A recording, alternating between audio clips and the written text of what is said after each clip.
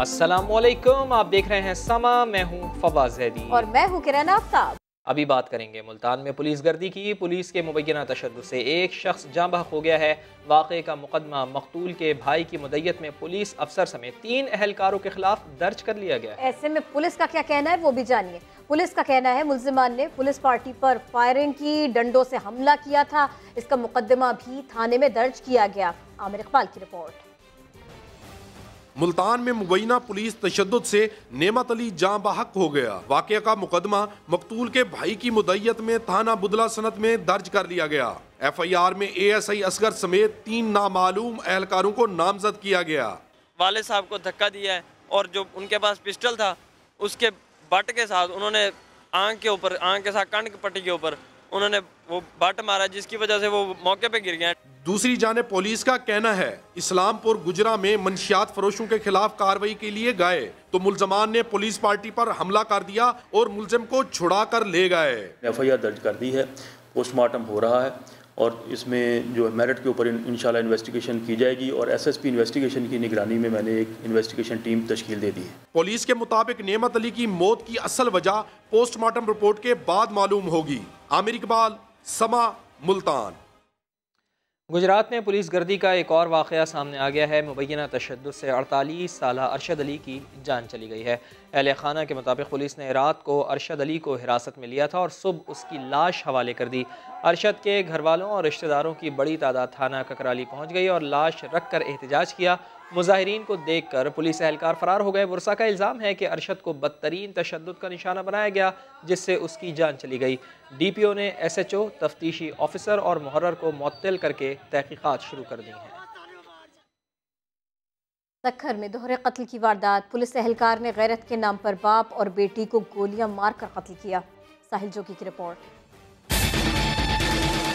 मुहाफिज ही कातिल निकला। सक्खर के वर्कशॉप रोड पर वाक़े प्लाजा के फ्लैट से बाप बेटी की लाशें मिली। पुलिस ने तहकीकात शुरू की तो मुल्जिम कोई और नहीं बल्कि पुलिस एहलकार रहमतुल्लाह गोपांग निकला, जिसे गिरफ्तार कर लिया गया। पुलिस ने बर्वक्त कार्रवाई करते हुए वाक़ई की जगह पहुंचकर लाश तहवील में लिए, जबकि 2 घंटे के अंदर ही पुलिस ने कार्रवाई करते हुए मुल्जिम रहमतुल्लाह को गिरफ्तार कर लिया।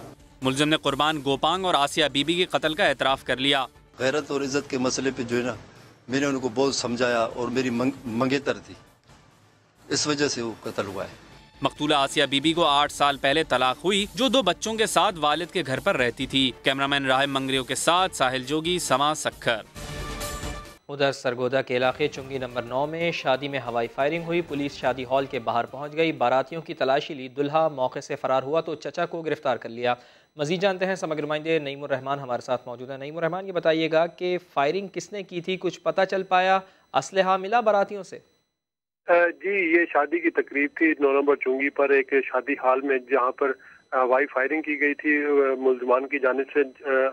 और जब पुलिस मौका पर पहुंची तो बाराती खाने में मसरूफ थे, तो पुलिस ने शादी हॉल के बाहर ही नाका लगा दी और तमाम बारातियों की तलाशी ली, लेकिन तलाशी लेने के बावजूद भी असला बरामद नहीं कर सकी।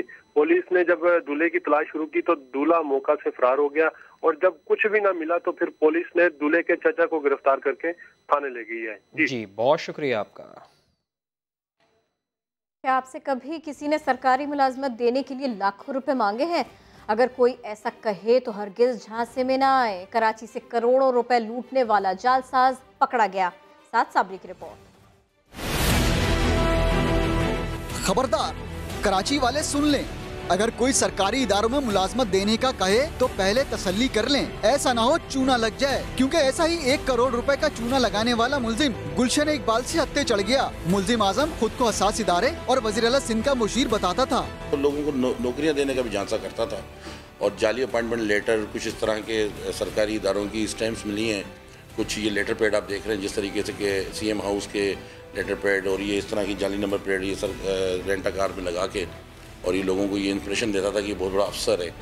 यही नहीं, मुल्जिम आजम रेंट की गाड़ियां लेकर जाली सरकारी नंबर प्लेट्स तक लगाता था ताकि शहरी उसे सरकारी ऑफिसर समझे। मुल्जिम से जाली सरकारी कार्ड्स, जाली नौकरियों के लेटर्स और दीगर दस्तावेजात भी मिली। घर दिलाने का झांसा, किसी को नौकरी का, किसी को एजुकेशनल सर्टिफिकेट का। दौरान तफ्तीश ने बताया कि ये 4 लोगों का गिरोह है। एक प्रिंटिंग प्रेस भी है जिसकी हम तलाश में हैं और मज़ीद तफ्तीश पे इंशाल्लाह उन्हें भी गिरफ्तार करेंगे। मुल्जिम आजम की निशानदेही पर पुलिस की दीगर मुल्जिमान की गिरफ्तारी के लिए छापे जारी हैं। कैमरामैन सनाउल्लाह के साथ साद साबरी, समाअत कराची। क्या पुलिस राव अनवार को बचाने की कोशिश कर रही है? इंसदाद दहशतगर्दी की अदालत में ज़िम्नी चालान में से अहम तरीन ऐनी शाहिद का नाम निकाल दिया गया है। अहलकार ने गवाही दी थी कि नकीबुल्लाह समेत बाकी नौजवानों से कोई मुकाबला ही नहीं हुआ था, सबको घर के अंदर ले जाकर मारा गया। इरफानुल हक की रिपोर्ट। नकीबुल्लाह और दीगर को एक घर में लाया गया। शुएब शूटर और अमानुल्लाह मरवत अंदर गए और फिर फायरिंग की आवाजें आईं। नकीबुल्लाह कत्ल केस में ये गवाही दी एक पुलिस एहलकार ने, लेकिन क्या कहिए, इंसदाद दहशतगर्दी की अदालत में पुलिस ने जो चालान पेश किया उसमें अहम तरीन गवाह पुलिस एहलकार का नाम ही निकाल दिया। तफ्तीशी अफसर SP डॉक्टर रिजवान के जिम्नी चालान में 2 मुखबियों समेत 99 गवाहों को शामिल किया गया, लेकिन वो एक अहम गवाह जिसने जो देखा सब बताया, उस पुलिस एहलकार का नाम क्यों निकाला गया? कई सवालात खड़े हो गए। चालान में राव अनवार समेत दीगर मुल्जिमान को कसूरवार भी ठहराया गया। दूसरी जानिब 7 मफरूर पुलिस अफसरान और एहलकारों के कौमी शिनाख्ती कार्ड मंसूख कर दिए गए हैं। गिरफ्तारी के लिए मुख्तलिफ ममालिक से राबता भी कर लिया गया। हुक्काम कहते हैं इनके अहले खाना भी मंजर से गायब हैं, तशहीरी मुहिम चलाएंगे। साथी रिपोर्टर आमिर मजीद के साथ इरफानुल हक, समा, कराची। कराची का इलाका घास मंडी, यहाँ पानी पर झगड़ा हुआ। PTI के MPA रमजान घांची को जख्मी करने के इल्जाम में पीपल्स पार्टी के additional UC chairman Suleman Soomro और उनके बेटे शाहनवाज को गिरफ्तार कर लिया गया। कराची के इलाके घास मंडी में पानी की लाइन डालने पर झगड़ा हुआ तो पीपल्स पार्टी के additional UC chairman Suleman Soomro ने बेटों के हमरा फायरिंग करके PTI के MPA को जख्मी कर डाला। मुल्जिम additional UC chairman Suleman Soomro और बेटे शाहनवाज को तो गिरफ्तार कर लिया गया, मगर सुलेमान सोमरो का बेटा UC चेयरमैन अली समेत 2 अफराद फरार हैं।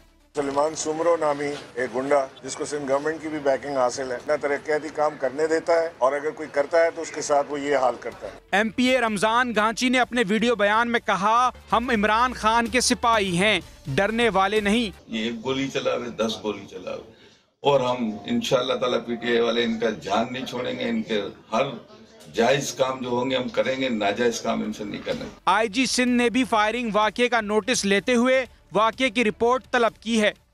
सिंध असम्बली मछली बाजार बनी रही। इजलास शुरू हुआ तो PTI अरकान ने MPA रमजान घांची पर हमले के खिलाफ करारदाद पेश करना चाहिए। इजाज़त न मिली तो ऐवान शेम शेम के नारों से गूंज उठा। PP और PTI अरकान ने एक दूसरे पर लफ्जी गोलाबारी भी की। संजय साधवानी की रिपोर्ट।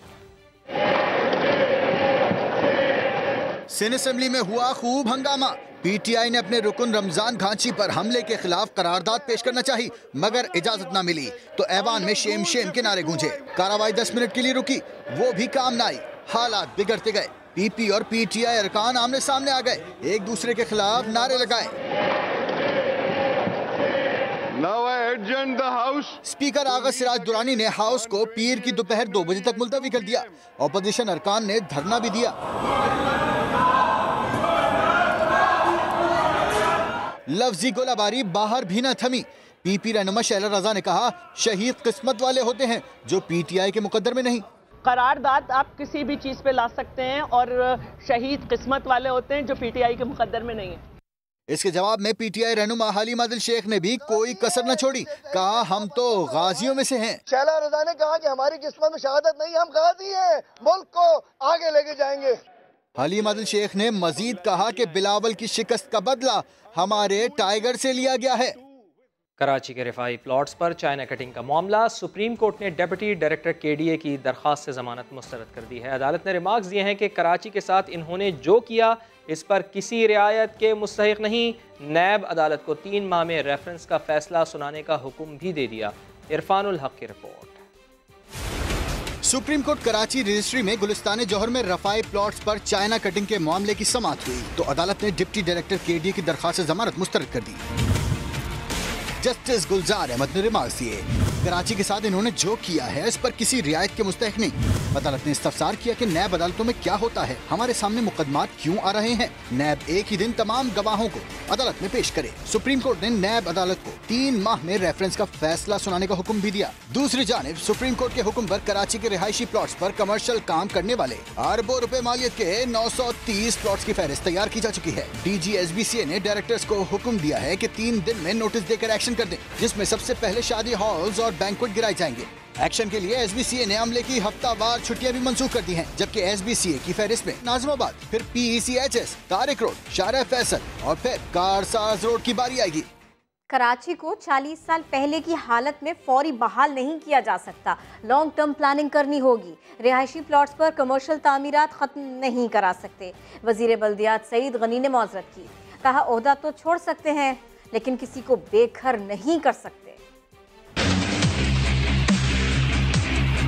10 साल 15 साल बाद ये कहना कि जी वो कानून गलत था, ये तो हो सकता है कि हम वो कानून आज खत्म कर दें और आइंदा ना होने दें। लेकिन अगर हम ये कहेंगे जब से ये शुरू हुआ है जो ओरिजिनल स्टेटस है वो रिस्टोर करते हैं और उन प्लाट्स पर जो इमारत तामीर हुई हैं उनको तोड़ा जाए और फिर वहाँ जो लोग रिहाइश पजीर हैं उनको हुकूमत कंपनसेट करे, ये हो नहीं सकता, ये मुमकिन नहीं है। हम कोई भी ऐसा काम नहीं करेंगे जिससे कराची शहर के अंदर एक इंसानी अलमिया जन्म ले। कंपनसेट नहीं कर सकते, हमें उसके लिए वसाइल भी चाहिए और इस वक्त इतने वसाइल दस्तियाब नहीं है। इस वक्त तो जो सिंध हुकूमत का बजट है उस बजट के मुताबिक जो पैसा हमें मिलना चाहिए विभाग से वो नहीं मिल रहा। हमें अच्छा खासा वक्त मिलना चाहिए, हमें एक्सपर्ट्स को बिठाना चाहिए, हम उसमें बैठ के एक प्रॉपर लॉन्ग टर्म प्लानिंग करें। उसमें 5 साल लग सकते हैं, उसमें 10 साल लग सकते हैं। मैं ये काम करने से कासिर हूँ, मैं ये काम नहीं कर सकता हूँ और ना मैं ये किसी को कह सकता हूँ कि ये काम करो। मैं अपना ओहदा छोड़ने को तरजीह दूंगा, मैं लोगों के घर तोड़ने का फैसला नहीं कर सकता।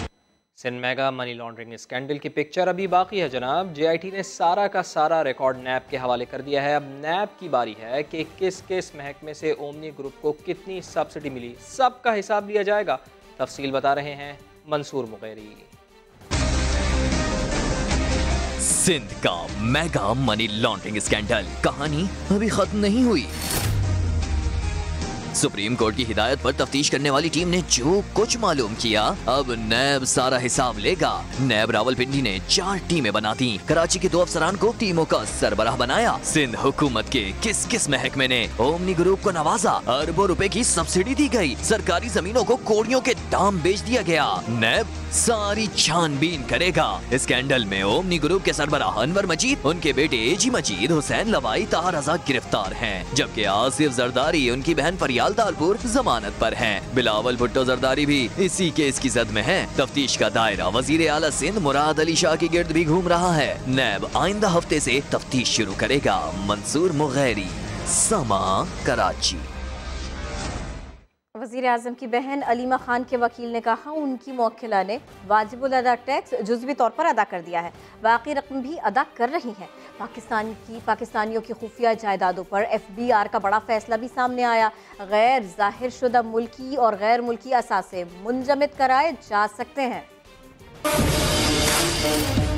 वजीर आजम की बहन अलीमा खान के बैरून मुल्क असासों का मामला। वकील सलमान अकरम राजा कहते हैं अलीमा खान ने वाजिबुल अदा टैक्स का कुछ हिस्सा अदा कर दिया है, बाकी भी अदा कर रही हैं। वकील सलमान अकरम राजा के मुताबिक अलीमा खान और उनके शौहर ने बैरून मुल्क 7 करोड़ 25 लाख रुपए की सरमायाकारी की थी और पाकिस्तान से सारी रकम बजरिया बैंक भिजवाई गई थी। वकील का ये भी कहना है कि अलीमा खान की आमदन और असासों का किसी खैराती इदारे से कोई ताल्लुक नहीं है। उनके शौहर ने विरासती जायदाद बेचकर बैरून मुल्क प्रॉपर्टी बनाई। दूसरी जानिब खुफिया या गैर जाहिर शुदा असासों से मुताल्लिक FBR का बड़ा फैसला सामने आया है। FBR के मुताबिक 26 मुल्कों से पाकिस्तानियों के अकाउंट्स की मालूमात हासिल कर ली। गैर जाहिर शुदा ऑफशोर अकाउंट मुंजमद कराए जा सकते हैं, जबकि बैरून मुल्क असासे छुपाने वालों से टैक्स भी वसूल किया जाएगा। टैक्स एमनेस्टी स्कीम से फ़ायदा उठाने वालों को हिरासत न किया जाए, वज़ीर आज़म के अहकामात पर FBR ने नोटिफिकेशन जारी कर दिया है। अरकान पार्लियामेंट इस मामले को कैसे देखते हैं, बता रहे हैं इस्लामाबाद से वहाब कामरान। माजी में PTI एमनेस्टी स्कीमों की सबसे बड़ी मुखालिफ रही। अब वज़ीर आज़म ने FBR को हुक्म दिया है कि एमनेस्टी से फ़ायदा उठाने वालों को हरासा न किया जाए। क्या ये एक और यू टर्न नहीं? जानते हैं अरकान पार्लियामेंट से। ये तो यू टर्न के बादशाह देखें, इनका तो यानी पूरी दुनिया में अब मिस्टर यू टर्न ही नाम इनका ना पड़ जाए। अपने गिर्द के लोगों को बचाने के लिए ऐसे फैसले किए जा रहे हैं, इनके असरात बहुत मनफी होते हैं। उसको कॉन्स्टिट्यूशनल कवर हासिल है, वो एक वैलिड कानून है, हम चाहते हुए भी उसको हम खोल नहीं सकते। मैं समझता हूँ कि खुद मिनी बजट का आना भी और फिर दूसरी बार आना, ये भी एक यू टर्न है। अब अपने घर के अफराद जब फंसने शुरू हुए तो उन्होंने डांट डपट से काम लेना शुरू कर दिया। शायद वो उनकी कोई मजबूरी हो, एक्सप्लेनेशन तो आवाम जरूर मांगेगी, सेनेट में भी मांगेंगे, बाहर भी मांगेंगे। अपोजिशन वाले कहते हैं ऐसे इकदाम अपनों को बचाने की हुकूमती कोशिश है, जबकि खिलाड़ियों का मौक़िफ़ है कि एमनेस्टी स्कीम को आईनी तहफ़्फ़ुज़ हासिल है। कैमरामैन उस्मान चीमा के साथ वहाब कामरान, समा, पार्लियामेंट हाउस, इस्लामाबाद। कारों की दरामद रुक गई, मकामी कार महंगी हो गई। हुक्काम का कहना है गैर मुल्की करेंसी में ड्यूटी अदा करने की शर्त दरामद के गैर ज़रूरी इस्तेमाल को रोकने के लिए लगाई गई है। मोहम्मद लुकमान की रिपोर्ट। दरामदी गाड़ी पर ड्यूटी की डॉलर्स में अदायगी की शर्त। पाकिस्तान में कारों की दरामद अमलन मुअत्तल हो गई। इस मौके का फायदा उठाया है मकामी कारसाज इदारों ने। हर मॉडल की कार की कीमत बढ़ा दी है 2 से 4 लाख रुपए तक। छोटी गाड़ियां पाकिस्तान में हर गरीब आदमी मुतवसत बंदा खरीद लेता था अपनी बीवी बच्चों को लेकर सफ़र करने के लिए, वो बिल्कुल ख़त्म हो गया सिस्टम। इसका फ़ायदा उठाया है लोकल मैन्युफैक्चरर्स ने। लोन की सूरत में जो पैसे हैं वो अब बढ़ते जा रहे हैं। लोग जापानीज मियारी गाड़ी थोड़े पैसों में खरीद लेते थे, वो उससे अब महरूम हो गए हैं। दूसरी तरफ वजारत तिजारत के हुकाम का कहना है कि कारों की दरामद पर कोई पाबंदी नहीं लगाई गई, सिर्फ कारों की दरामद के गलत इस्तेमाल को रोकने की कोशिश की गई है। कार्स आती थी और भी इंशाल्लाह आएंगी। हमने यही कोशिश की है कि उस स्कीम के तहत ओवरसीज़ पाकिस्तानी को ये सहूलत बरकरार रहे और अगर कहीं पे इसका मिसयूज हो रहा है उसको रोका जाए। पाकिस्तान में हर साल 75,000 से 80,000 तक कारें दरामद की जाती हैं, जिनसे हुकूमत को 100 अरब रुपए का टैक्स मिलता है। अवाम का कहना है कि हुकूमत दरामदी पॉलिसी में नरमी पैदा करे ताकि एक आम आदमी मियारी गाड़ी खरीद सके। कैमरामैन इकबाल खान के साथ मोहम्मद लुकमान, समा, लाहौर। गुजरावाला से भी आपको खबर दें, जहां ऑटो वर्कशॉप में आग लग जाने से 2 अफराद दम घुटकर हलाक हो गए हैं। फायर ब्रिगेड की 2 गाड़ियों ने 2 घंटे बाद आग पर काबू पाया। मजीद जानते हैं, समग्र नुमाइंदे ज़ुबैर भट्टी हमारे साथ मौजूद हैं। ज़ुबैर, आग कैसे लगी, कुछ पता चल पाया है?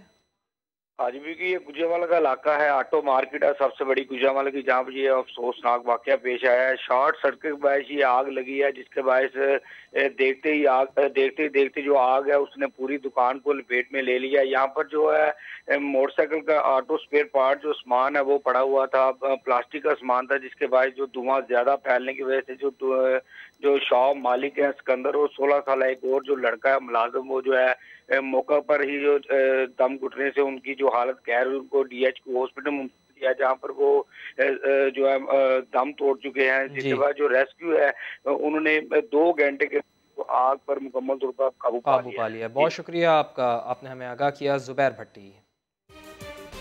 अल-अज़ीज़िया स्टील मिल रेफरेंस में सजा मुअत्तल कराने के जतन। अदालत ने इजाजत दी तो नवाज शरीफ ने 2500 इजाफी दस्तावेजात हाई कोर्ट में जमा करा दी।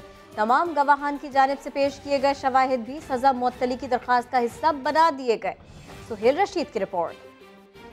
मियां साहब की जेल से रिहाई की कोशिशें, पहले सजा मुअत्तली की दरखास्त दी, फिर उसे जल्द सुनने की इस्तदा की। अदालत ना मानी तो इजाफी दस्तावेजात जमा कराने की दरखास्त दे डाली। मंजूरी मिली तो 2500 सफ़ात पर मुश्तमिल दस्तावेजात हाई कोर्ट में जमा करवा दी। इजाफी दस्तावेजात में गवाहों के बयानात और ट्रायल कोर्ट में जमा कराए गए शवाहिद शामिल हैं। एहतसाब अदालत से तस्दीक शुदा रिकॉर्ड हासिल करने के बाद हाई कोर्ट में जमा करवाया गया। नवाज शरीफ की अल-अज़ीज़िया रेफरेंस में फैसले के खिलाफ अपील और सजा मुअत्तली की दरखास्त 18 फरवरी को समाअत के लिए मुकर्रर है। नैब की जानिब से फ्लैगशिप में बरियत के खिलाफ और अल-अज़ीज़िया रेफरेंस में सजा बढ़ाने की अपील पर भी उसी दिन समाअत होगी। जस्टिस आमिर फारूक और जस्टिस मोहसिन अख्तर कियानी समाअत करेंगे। सुहेल रशीद, समा, इस्लामाबाद। नवाज शरीफ की बीमारी पर सियासत जारी है। नून लीग मियां साहब को अस्पताल मुंतकिल कराने पर तुली हुई है, खतरात और खदशात का इजहार कर रही है, जबकि तहरीक इंसाफ कहती है मियां साहब तो बिल्कुल ठीक ठाक हैं, फिर अस्पताल क्यों मुंतकिल किया जाए। फैयाजुल हसन चौहान ने तो ये तक कह दिया कि मरियम नवाज झूठ बोलना छोड़ दें, मियां साहब चिकनाई, नमक और हराम खाने से परहेज करें। दिन भर क्या चलता रहा, इस रिपोर्ट में जानिए। मैं हुकूमत को मुतनब्बे भी करता हूँ और उनको ये कहना चाहता हूँ कि बिला ताख़ीर मियां नवाज शरीफ साहब को अस्पताल में दाखिल करवाया जाए और वहाँ पर उनका प्रॉपर इलाज मुहैया कराया। नवाज शरीफ की तबीयत का मामला, अमराज कल्ब के माहिरीन पर मुश्तमिल नया मेडिकल बोर्ड तश्कील दे दिया गया। पंजाब इंस्टीट्यूट ऑफ कार्डियोलॉजी के डॉक्टर बिलाल ज़िक्रिया ने एंजियोग्राफी की तजवीज़ दे दी। दिल के एकोकार्डियोग्राम जो है वो बहुत खराब नहीं है, वो नॉर्मल रेंज में है। इनका थैलियम टेस्ट पे माइल्ड खराबी है दिल की नीचे की दीवार पे। मगर पंजाब के वजीर इत्तलाआत फयाजुल हसन चौहान कहते हैं कि नवाज शरीफ को अस्पताल मुंतकिल करने की जरूरत नहीं है।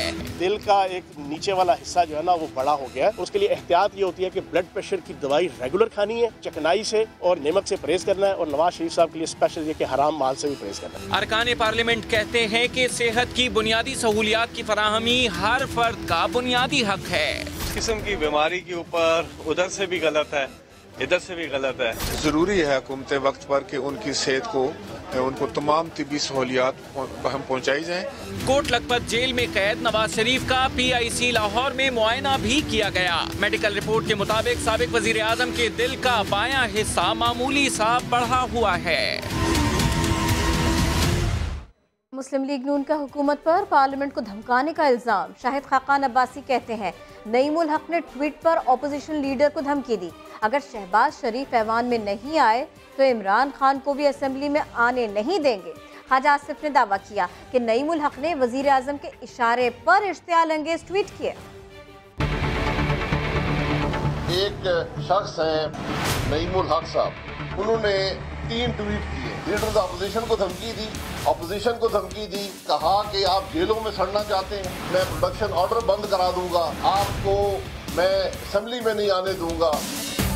हुकूमत धमकियां दे रही है पार्लियामेंट को, लीडर ऑफ अपोजिशन को। ये अफसोस की बात है, मुल्क का वज़ीर आज़म लीडर ऑफ अपोजिशन को धमकियां दे रहा है। लीडर ऑफ अपोजिशन असेंबली में नहीं आएगा तो फिर इंशाअल्लाह लीडर ऑफ द हाउस भी असेंबली में नहीं आएगा।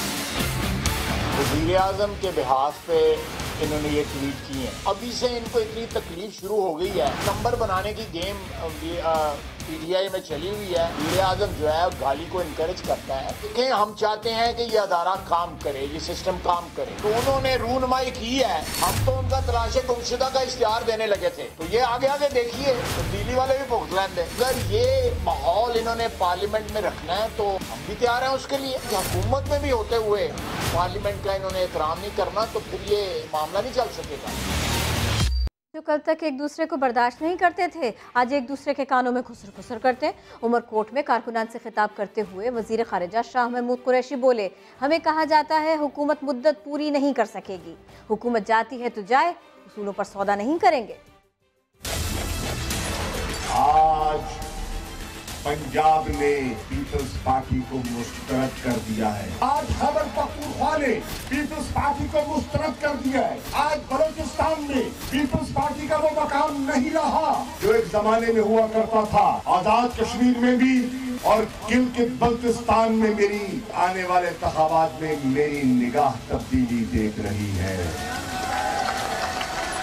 वो लोग जो एक दूसरे को बर्दाश्त नहीं करते थे, आज कानों में खुसर खुसर करते हैं।